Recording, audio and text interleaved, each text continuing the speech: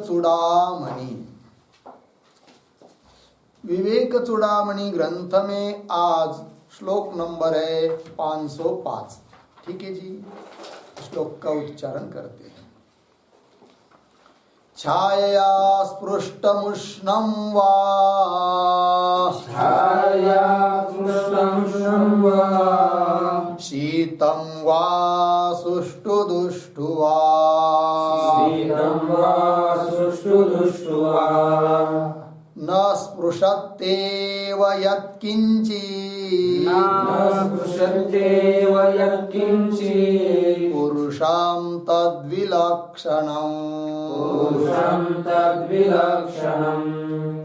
छायया स्पृष्टमुष्णं वा, शीतं वा सुष्ठुदुष्टु वा, न स्पृश्यत्येव यत्किञ्चित्, पुरुषं तद्विलक्षणम्।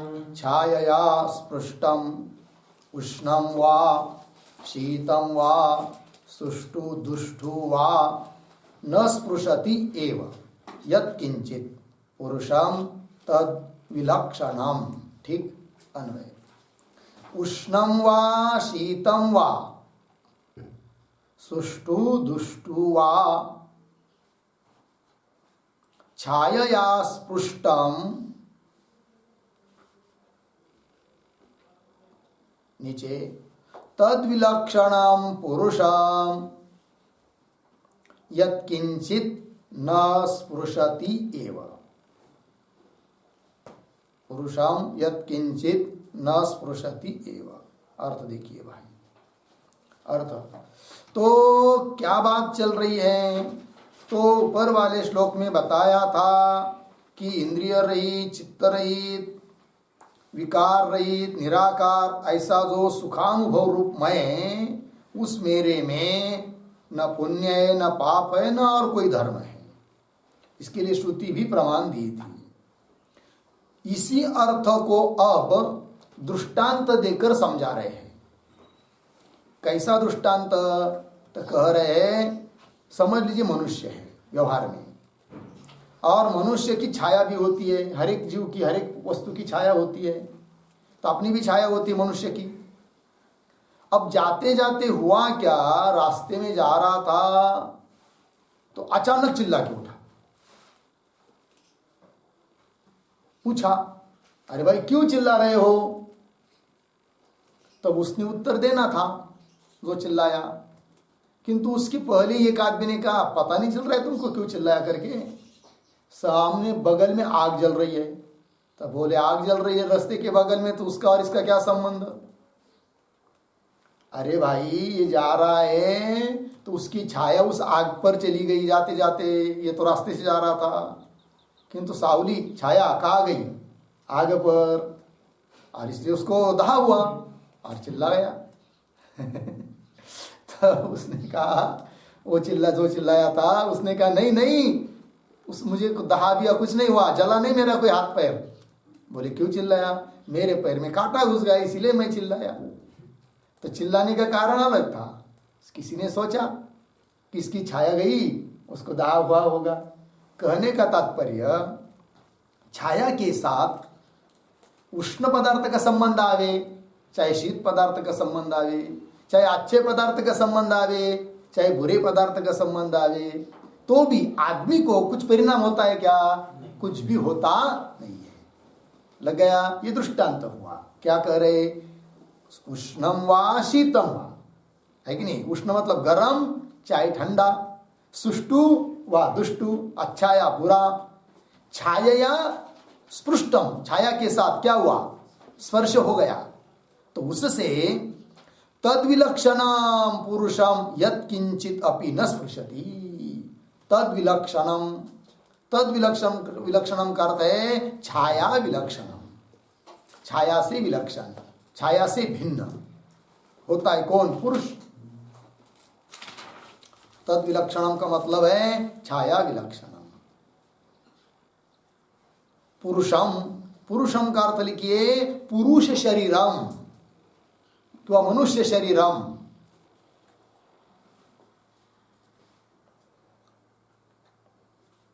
ठीक है, तो क्या? यत् किंचित अपे न स्पृशति, कुछ भी मनुष्य शरीर के साथ उसका परिणाम होता नहीं है, स्पर्श होता नहीं है। दृष्टांत समझ में आया? ठीक, लिखते इस पर एक पंक्ति। स्वशरीर छायायाः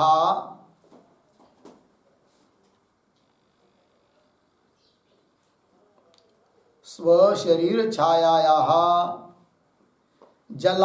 जलाग्न्यादि संबंधे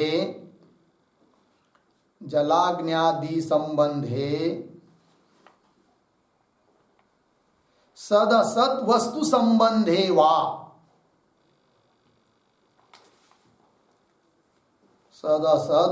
संबंधे वा शरीरस्य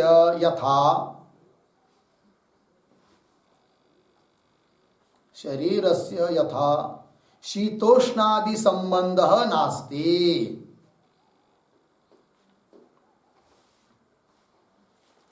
शीतोष्णादि संबंधः नास्ति, पूर्ण विराम। एवं बुद्धौ प्रतिफलतः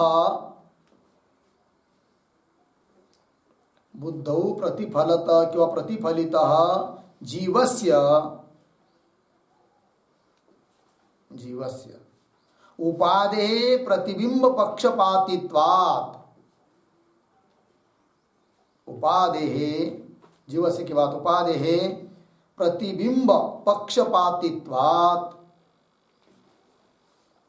तद्धर्म पुण्य सुखादि संबंधे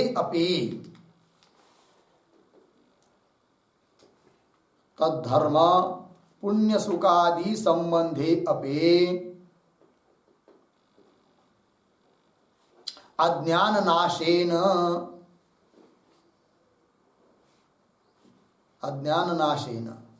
जीवत्व विगमानन्तरम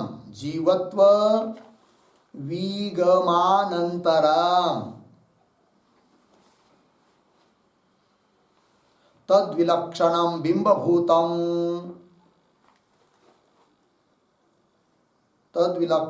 बिंबभूतं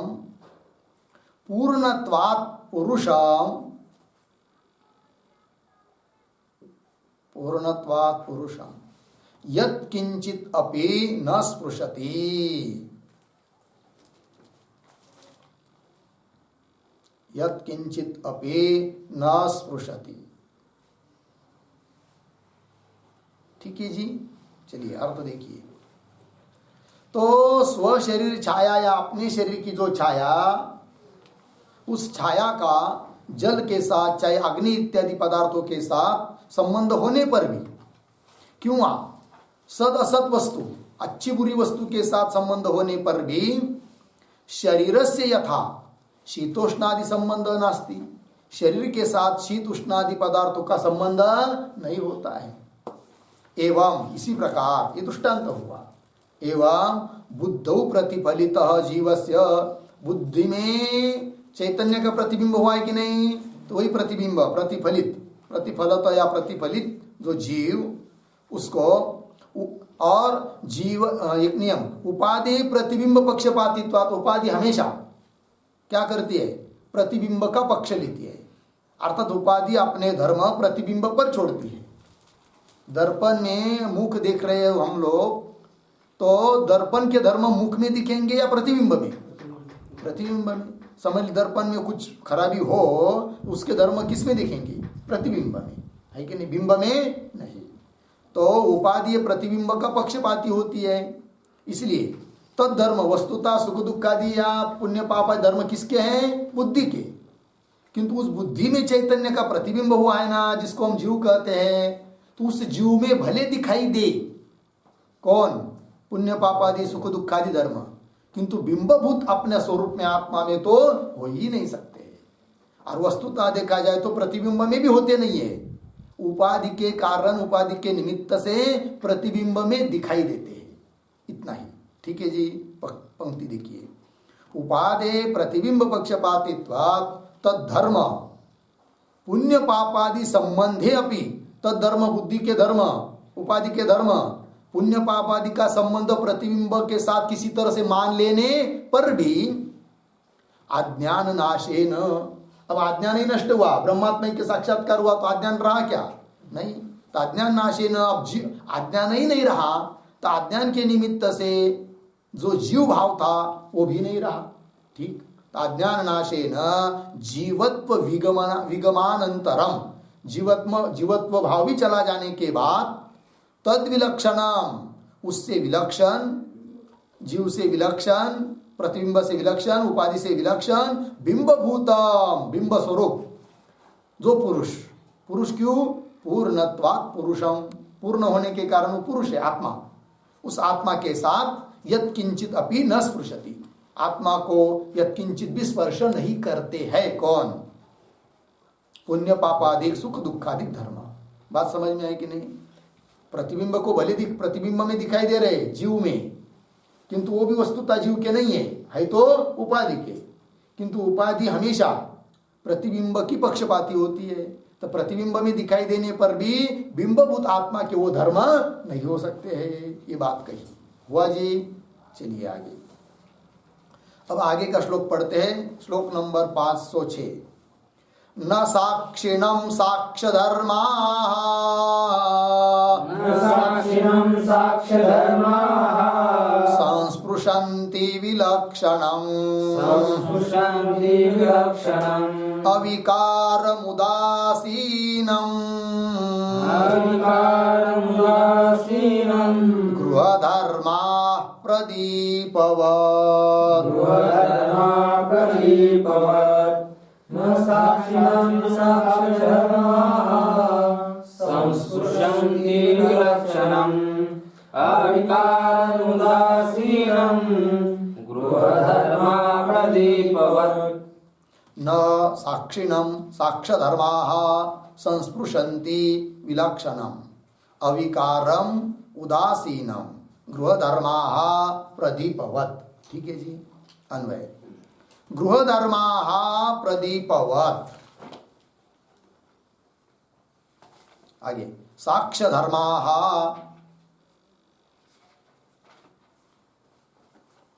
विलक्षणम् अविकारम उदासीनम, साक्षिणाम न संस्पृशन्ति।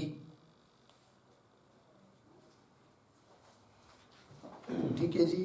चलिए अब देखिए, दृष्टांत दिया है गृहधर्माः प्रदीपवत्। घर, गृह मतलब घर और प्रदीप मतलब दिया। तो दिया क्या है जी? प्रकाशक है। और प्रकाश्य कौन हुआ? घर।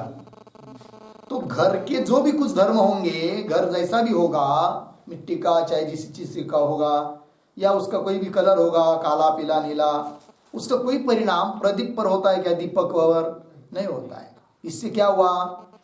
जो प्रकाशक है उसमें प्रकाश्य धर्म का कोई परिणाम नहीं होता है। प्रकाश्य कौन? घर। उसके धर्म प्रकाशक दीपक पर नहीं आ सकते हैं, है कि नहीं? ये तो दृष्टांत हुआ। उस प्रकार साक्षी आत्मा वो सबका प्रकाशन कर रहा है। तो बाकी के सभी पदार्थ क्या हुए? जिसका जिसका प्रकाशन हो रहा है वो प्रकाश्य या साक्ष्य, और उसके अपेक्षा आत्मा क्या हुआ? साक्षी।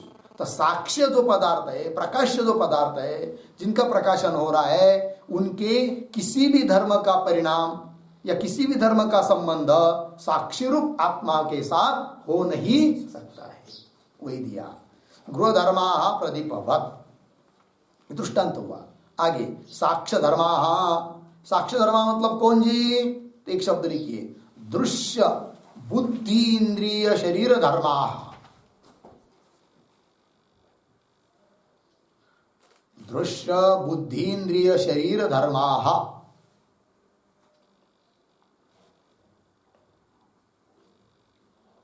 ठीक, दिखाई देने वाले बुद्धि इंद्रिय शरीर इत्यादि को के धर्म साक्ष्य धर्माः।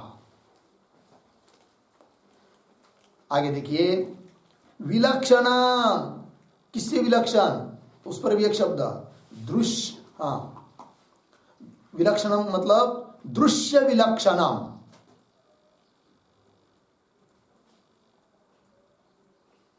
दृश्य विलक्षणम, दृग्रूपम स्वयं प्रकाशम इत्यर्थः। ये साक्षी का विशेषण है भाई, आत्मा का। दृग्रूपम स्वयं प्रकाशम, ठीक, दृश्य से विलक्षण, दृक् स्वरूप, ज्ञान स्वरूप, स्वयं प्रकाश स्वरूप, ऐसा जो कौन? साक्षी। देखिए, विलक्षणम और विशेषण, अविकारम, उदासीनम, साक्षीनम, साक्षी के सब विशेषण है। कैसा साक्षी? दृश्य से विलक्षण। कैसा साक्षी? अविकारी, विकार रहित। कैसा साक्षी? उदासीन, ठीक है ना, सुख दुख धर्म से अतीत, उदासीन। साक्षीनम न संस्पृशंति, बिल्कुल स्पर्श करते नहीं है। किसको? साक्षी को, आत्मा को। कौन? साक्ष्य धर्म। साक्ष्य धर्म मतलब कौन? दृश्य जो बुद्धि, इंद्रिय, शरीर इत्यादि को के धर्म, उनका आत्मा के साथ कोई संबंध नहीं है, स्पर्श नहीं कर सकते। दृष्टांत दिया था गृह धर्मा प्रदीपवत, ठीक है ना जी। तो गृह धर्मा प्रदीपवत, इसके लिए एक पंक्ति छोटी सी। गृह धर्मा, गृह धर्मा गृह प्रकाशकम प्रदीपम, गृह प्रकाशकम प्रदीपम यथा न संस्पृशन्ति, यथा न संस्पृशन्ति एवं। हो गया अर्थ, देखिए भाई। तो घर के धर्म जिस प्रकार उस गृह का प्रकाशन करने वाले प्रदीप को, है कि नहीं, उसके साथ कोई उसका संबंध हो नहीं सकता है, उस प्रकार, ठीक है जी। तो एक वाक्य लिखी श्लोक के लिए। देहेन्द्रिय मनोधर्मा,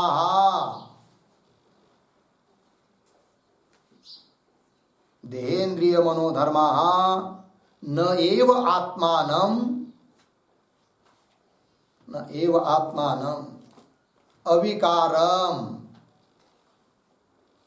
उदासीनम, उदासीनो स्पृशन्ति इति प्रदीप दृष्टान्तेन, इति प्रदीप दृष्टान्तेन, उद्धरण चिन्ह में, पुण्यानि पापानि, उद्धरण चिन्ह 1, इत्यादि श्लोकार्थ विवृत्तः, इत्यादि श्लोकार्थ विवृत्तः। ठीक जी, देखिए भाई, देह इंद्रिय मन के धर्म न एव आत्मानम, आत्मा को, अविकारी उदासीन आत्मा को स्पर्श नहीं कर सकते। इस बात को प्रदीप का दृष्टांत देकर पुण्यानि पापानि, ये जो पीछे का श्लोक है 504, उसका ही अर्थ क्या किया, स्पष्टीकरण कर दिया है कि नहीं, उसका ही विवरण कर दिया, ये समझ दीजिए। हो गया, आगे चलते हैं। अब आगे श्लोक नंबर है 507, श्लोक को पढ़ते हैं। रवेर्यथा कर्माणि साक्षी भावो, रवेर्यथा कर्माणि साक्षी भावो, वह्नेर्यथा वायसि दाहकत्वम्, वह्नेर्यथा वायसि दाहकत्वम्, रज्जोर्यथारोपितवस्तु संगस्, रज्जोर्यथारोपितवस्तु संगस्, तथैव कूटस्थचिदात्मनो मे, तथैव कूटस्थचिदात्मनो मे। रवेर्यथा कर्मणि साक्षी भावो, वह्नेर्यथा वायसि दाहकत्वम्, रज्जोर्यथारोपितवस्तु संगस्, तथैव कूटस्थचिदात्मनो मे। रवेः यथा कर्मणि साक्षी भाव, वह्नेः यथा वा अयसि दाहकत्वम्, रज्जोः यथा आरोपित वस्तु संगः, तथा एव कूटस्थ चिदात्मनः में। ठीक है जी। अन्वय रवेः यथा कर्मणि साक्षी भाव, पहली पंक्ति सरल। नीचे यथा वा वन्येः दाहकत्वम् अयसि,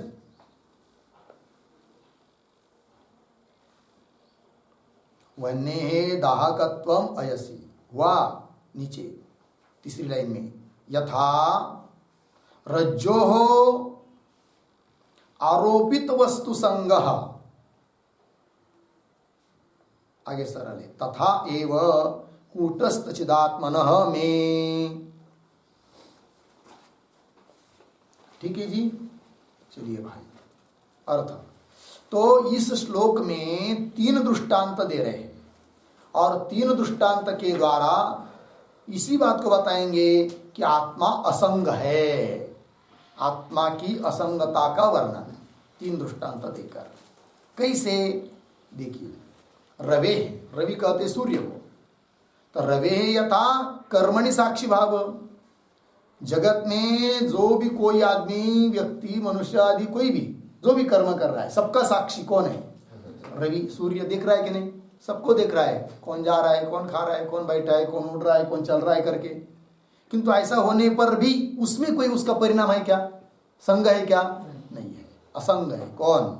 सूर्य। एक दृष्टांत हुआ। दूसरा दृष्टांत दिया है यथावा वन्य दाहकत्वम अयसी, है कि नहीं?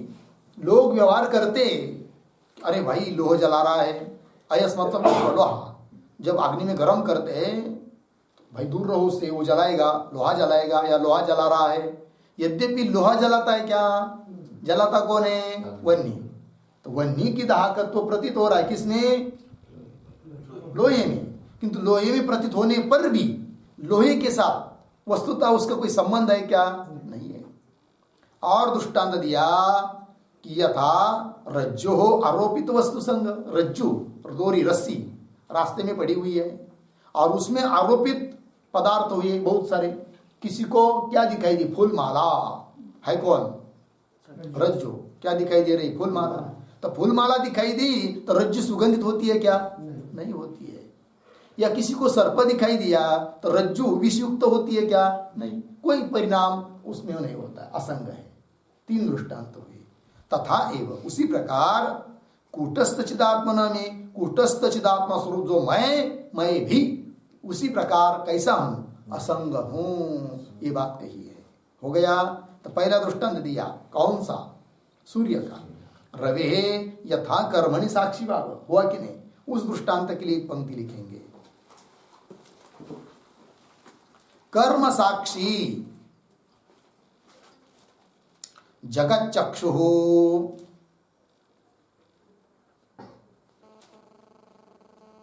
कर्म साक्षी जगत चक्षु इति प्रसिद्ध्या, इति प्रसिद्ध्या सकल प्राणी कर्म साक्षित्वम,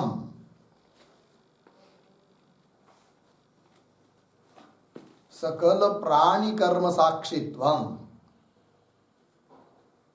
तादृशकर्मासंगिनः, तादृशकर्मासंगिनः कर्म असंगिनः रवेः यथा, रवेः यथा तथा कूटस्थचिदात्मनः, तथा कूटस्थचिदात्मनः में निर्विकार चिद्रूपस्य मम,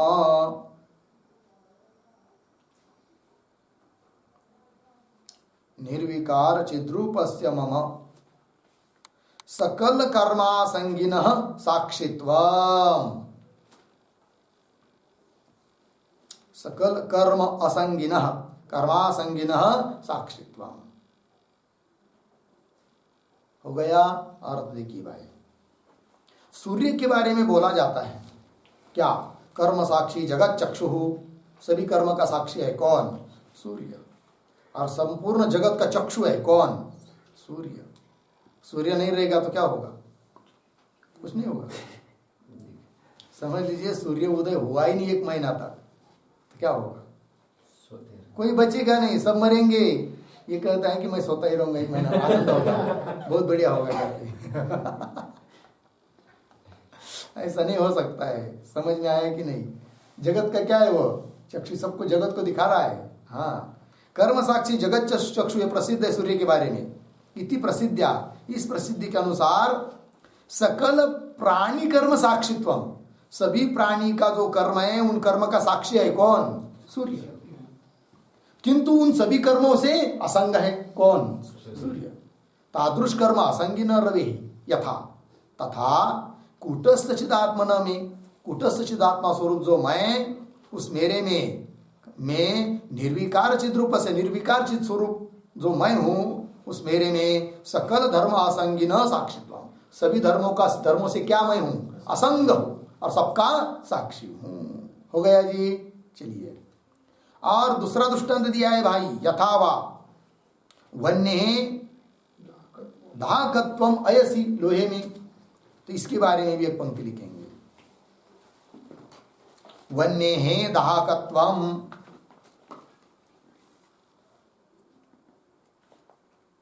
वन्य है दाहकत्वम अयोदहति इति,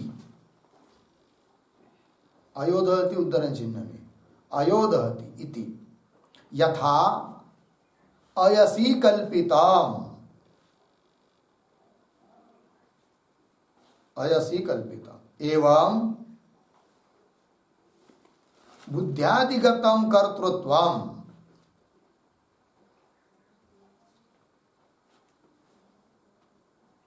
एवं बुद्ध्यादिगतम कर्तृत्वम मयि कल्पितम इति भावः।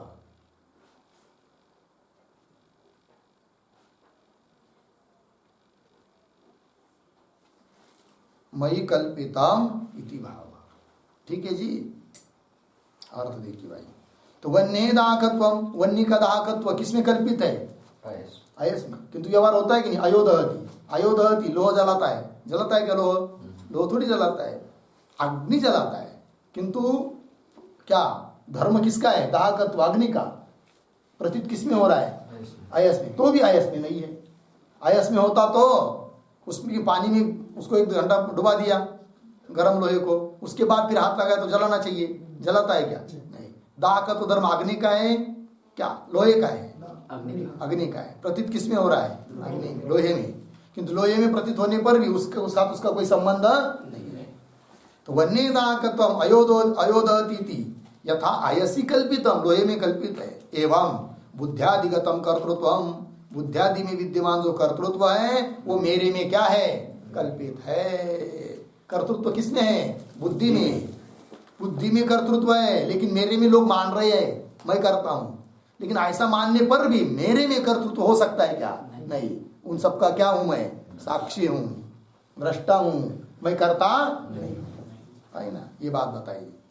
और तीसरा दृष्टांत क्या है? यथा रज्जो हो आरोपित वस्तु संग, है कि नहीं? उस पर भी लिखते एक पंक्ति, रज्जो हो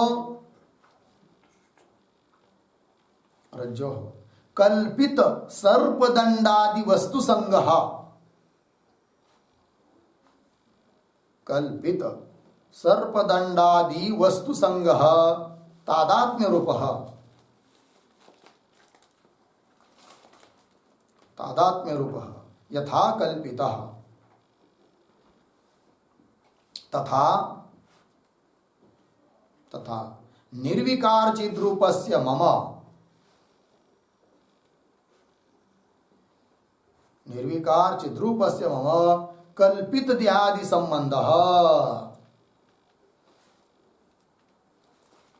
कल्पित देहादि संबंध पूर्ण विराम वस्तुतः असंगत्वम, वस्तुतः असंगत्वम दृष्टांत त्रये अपि,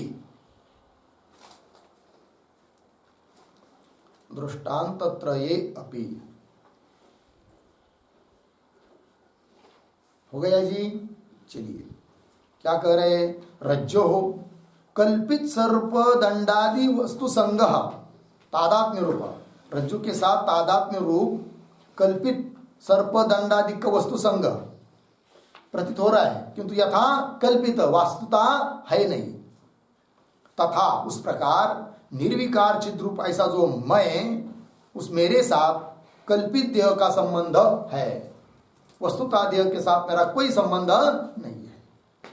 तीनों दृष्टांत में भी क्या बताया? वस्तुता असंगत्व दृष्टांत त्रय अपि, तीनों दृष्टांत में असंगत्व ही बताया है, आत्मा असंग ही है। हो गया जी, चलिए आगे। ये हुआ भाई श्लोक नंबर 507।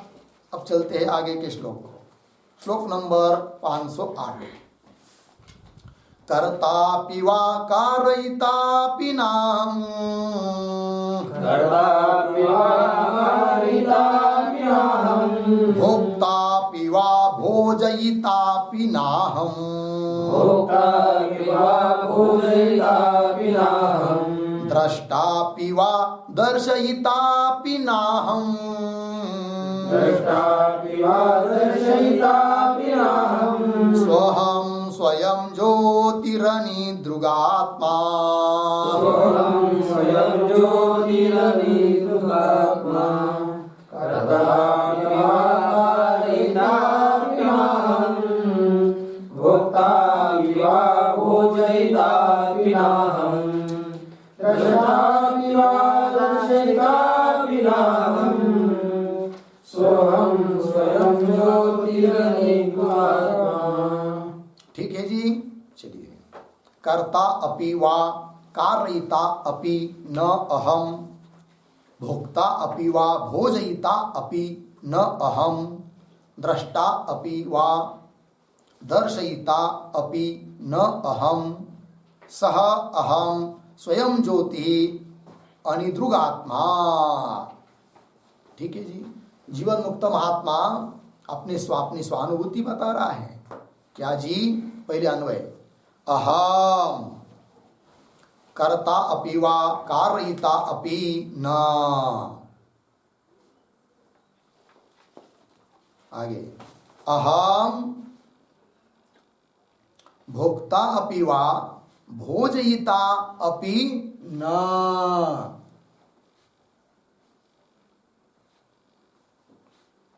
आगे, अहम द्रष्टा अपि वा दर्शयिता अपि न।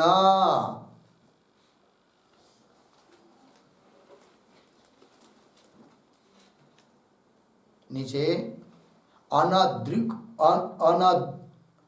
अनिदृग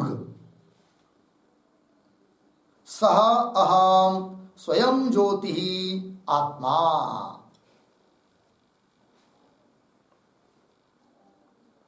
स्वयं ज्योति आत्मा। हो गया जी।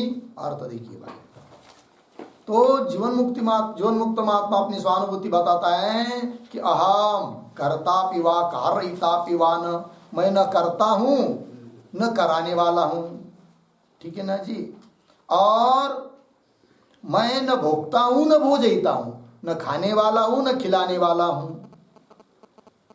और अहम द्रष्टा पिवा दर्शयिता पि न मैं देख रहा हूं न दिखाने वाला हूं, इन सबसे अतीत हूं।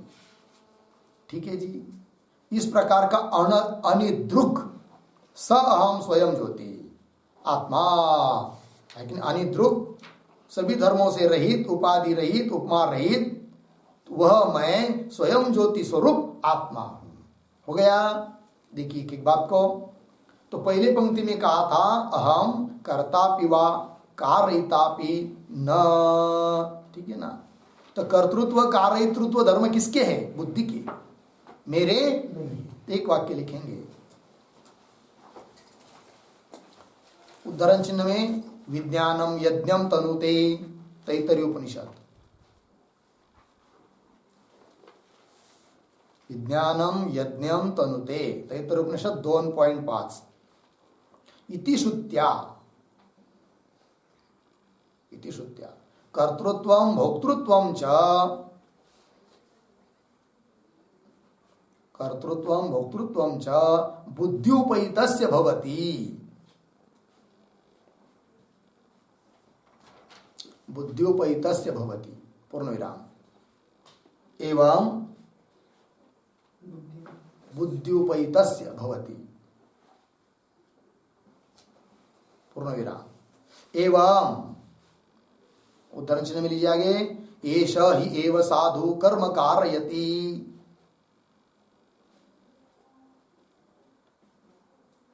उद्धरण चिन्ह बंद।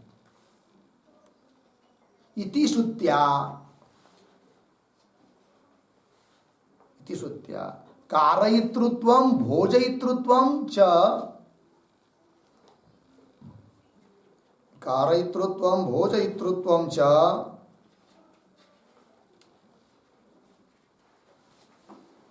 हो गया ना जी।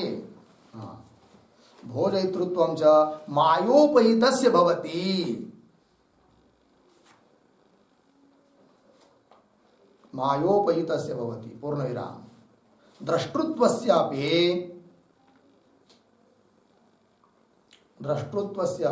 दृश्य सापेक्षत्वात् अद्वितीये कल्पितम एव।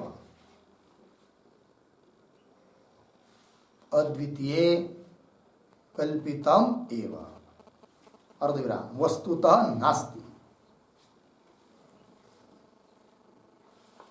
ठीक अर्थ देखिए भाई। तो एक श्रुति पर गई है, विज्ञानम यज्ञम तनुति। विज्ञान मतलब बुद्धि, वही यज्ञ सब कराती है, प्रवृत्त होती है। इति श्रुत्या कर्तृत्व भोक्तृत्व ये किसका है? बुद्धिउपहितस्य भवति। बुद्धिउपहित का है कि नहीं? जीव का है, प्रतिबिंब का है। बिंब स्वरूप मेरा नहीं है, वस्तुतः उपाधि का ही धर्म है, प्रतिबिंब का भी नहीं। और कारयितृत्वादि वो बता रहे, ये सही एवं साधु कर्म कारयति।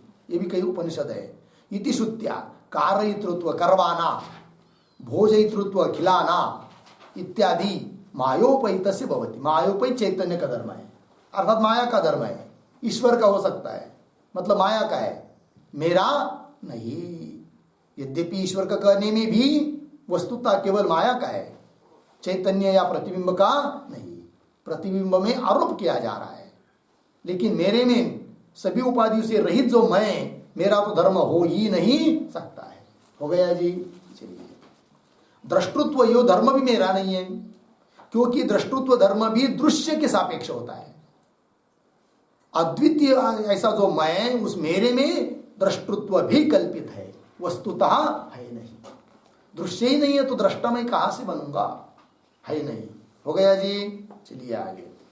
तो वही लिखा है, कर्तापि कारयिता भोक्ता भोजयिता न हम, द्रष्टापि दर्शयितापि न हम।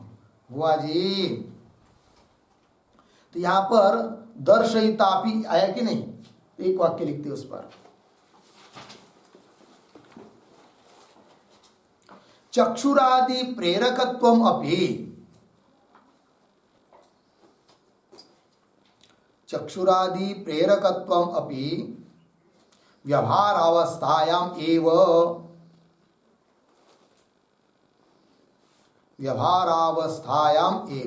न वस्तुतः।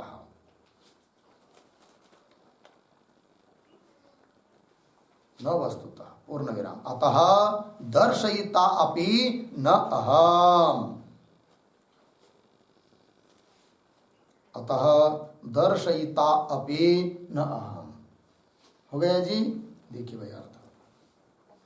चक्षु, कोई बोलेगा भाई भले आप दृष्टा मत हो,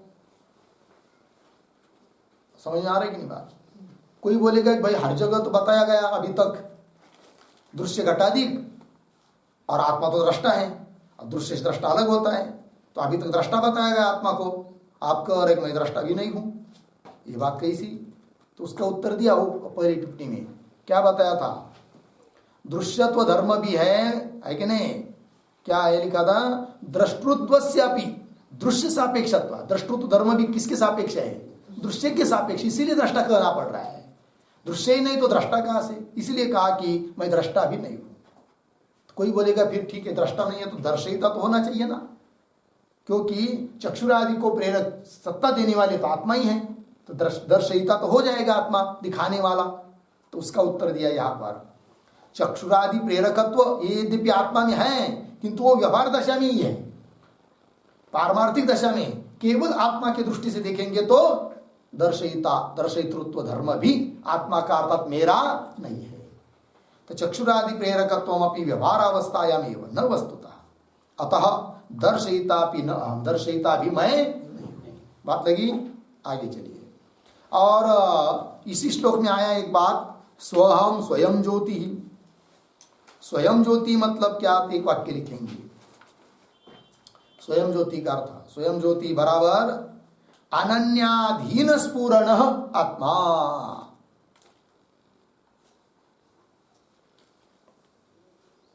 अनन्याधीन स्फुरण आत्मा। ठीक है जी। पूर्ण विराम, उद्धरण चिन्ह में श्रुति प्रमाण। साक्षी चेता केवलो निर्गुणश्च। साक्षी चेता केवलो निर्गुणश्च, उद्धरण चिन्ह बंद, इति श्रुते। देखिए भाई अर्थ, स्वयं ज्योति है अर्थात अनन्याधीन स्फुरण। देखिए घट का स्फुरण अन्याधीन है कि अनन्याधीन है? घट का स्फुरण, घट जो प्रकाशित हो रहा है कि नहीं, वो कैसा है? अन्याधीन है। अन्य हम लोग है, इसीलिए घट का प्रकाशन हो रहा है, चक्षुरादिक है, ठीक है ना, अन्याधीन है। किंतु अपने आत्मा का प्रकाशन करने के लिए किसी और दूसरे की जरूरत है क्या? नहीं है। आंख बंद कर लिया, कान बंद कर लिया, सभी इंद्रियों की प्रवृत्ति बंद कर लिया, तो भी अरे भाई अब तो मेरे सब इंद्रियादिक बंद हो गए, कोई तो मुझे आओ दिखाने के लिए, मैं भूल गया, दिखाओ, मैं कहूँ, ऐसा कभी होता है क्या? नहीं होता है। आत्मा कैसा है फिर? स्वयं प्रकाश। तो आत्मा का स्फुरन अन्याधीन है कि अनन्याधीन है? अनन्याधीन है, मतलब अन्य किसी के अधीन, यही उसकी, अन्य किसी के अधीन नहीं है, यही उसकी क्या है? स्वयं प्रकाशता है। ठीक है जी, वही लिखा अनन्याधीन स्फुरण आत्मा। श्रुति भी कहती है साक्षी चेता केवलो निर्गुणश्च।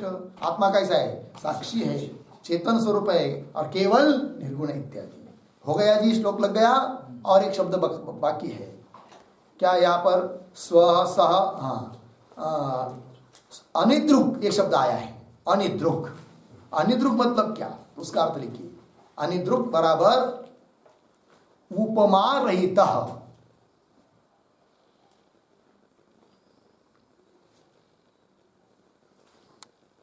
उपमा रहित अर्धेरा सकल धर्म वर्जित इति भाव।